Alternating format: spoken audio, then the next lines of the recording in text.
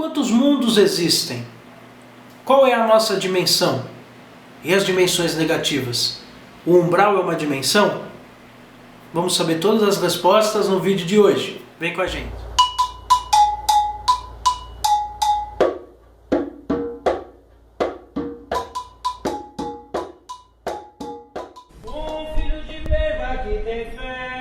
Nós temos fé. Um filho de Beba que tem luz. Nós temos luz. Vai iluminar nosso lugar. Vai Oxalá sempre.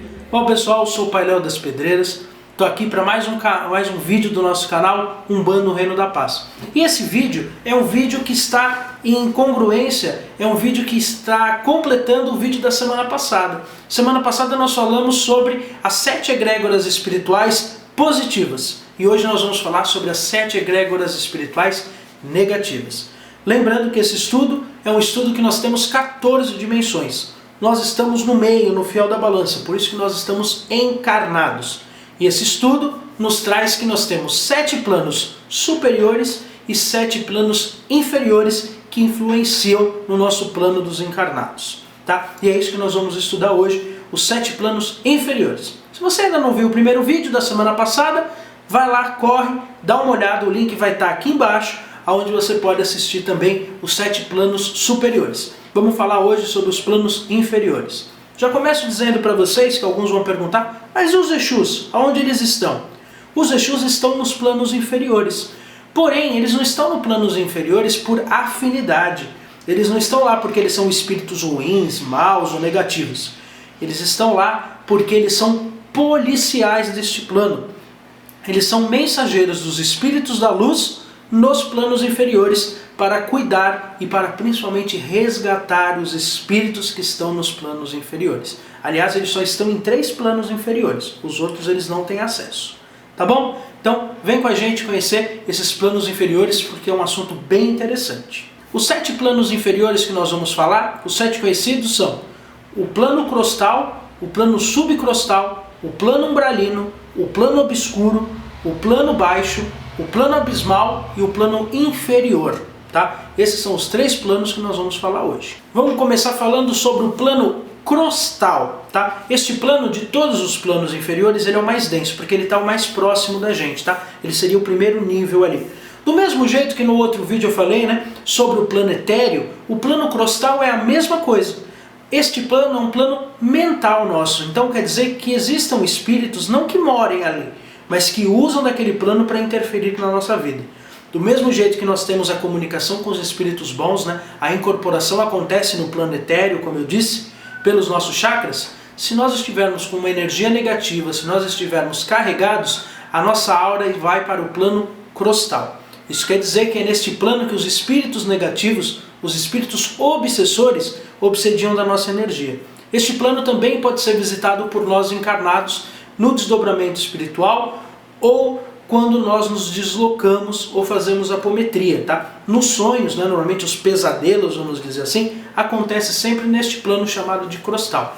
É lá que existem os espíritos que estão ligados pelo rancor, né, pelas dívidas espirituais. Então quando nós estamos desobrados e a nossa energia está baixa e nós enveredamos pelo plano crostal, nós podemos ser sim vítimas de uma obsessão, porque existem muitos espíritos obsessores que vão por essa vibração, que vão por este plano para poder interferir na gente. Já o plano subcrostal, né, ele trabalha em paralelo ao plano supraetéreo. Tá? O plano subcrostal é um plano que também é espelhado nosso. Tá? Existe um plano igual ao nosso espelhado naquela forma. E é ali que vivem os espíritos sofredores. Vou explicar para vocês. Este primeiro plano é um plano que entra muito em conexão com a gente também. E é ali onde existem esses espíritos que nos obsediam, e principalmente os espíritos, não que tenham dívida ou rancor da gente, e sim que tenham a revolta, tá? Os espíritos que estão perdidos. Os espíritos perdidos que desencarnaram e não sabem para onde eles vão, eles ficam ali. Seria o umbral que vocês normalmente conhecem, seria o plano subcrostal, onde estão os espíritos perdidos. É lá que atuam muitos Exus neste plano, principalmente tentando resgatar, tentando equilibrar para levar do subcrostal para o supetéreo, que seria o equivalente a ele nas hostes superiores. Tá? Este plano é uma junção, é uma união dos sentimentos de revolta por vários espíritos que estão ali. Já o plano umbralino, como o próprio nome diz, é o umbral. Como disse para vocês, os planos são paralelos. No plano positivo nós temos o plano colonial como a terceira dimensão. E a terceira dimensão negativa é o umbralino. Por isso que nós conhecemos muitas colônias espirituais em umbral, tá? Porque são faixas dos primeiros espíritos. Esses espíritos umbralinos, onde vivem vários espíritos, são os espíritos que se juntaram do mesmo jeito que os espíritos bons se juntam, se afinizam e criam cidades coloniais, cidades positivas. Os espíritos inferiores também se juntam em cidades, também se juntam em energia e criam o umbral e criam cidades no umbral. É lá que existem várias cidades que nós já ouvimos falar. E este é o principal local de atuação dos Exus. Os Exus vivem praticamente no umbral porque estão ali para cuidar que esses espíritos sejam levados para a iluminação, para doutrinar estes espíritos. Tá? É neste nível onde existem 80% dos espíritos negativos que nós conhecemos, os espíritos obsessores, trevosos, sofredores. Todos os espíritos que não estão na luz, 80% está no plano umbralino. O sentimento que une esses espíritos, mais que eles não aceitem, é o sentimento do desespero. Tá? O desespero espiritual, a fome muitas vezes, né? A fome de energia que leva esses espíritos a se juntarem no umbral e ali combinarem com o obsediar a humanidade, porque ali é uma base negativa. O plano baixo, tá? É um plano que a gente tem que tomar muito cuidado para explicar, porque é este plano que muitas das pessoas acham que é o inferno, né? O inferno católico, né? O inferno do Dante Alighieri, como muita gente conhece. Porque é neste plano que estão os espíritos torturadores. Neste plano estão espíritos que caíram, espíritos que estão nas trevas há muito tempo, mas que estão com sentimento de culpa. A culpa é que afiniza esses espíritos. Então é ali onde tem o Vale dos Suicidas, tá? E outros vales que por ações bizarras se condensaram neste plano. Ali existem muitos espíritos também, e esses espíritos eles são torturados por eles mesmos. Acredita-se que nesse plano não existe espaço-tempo. Os espíritos acham que estão lá há pouco tempo, e às vezes estão lá há séculos, há milênios, sofrendo e se torturando pela sua culpa.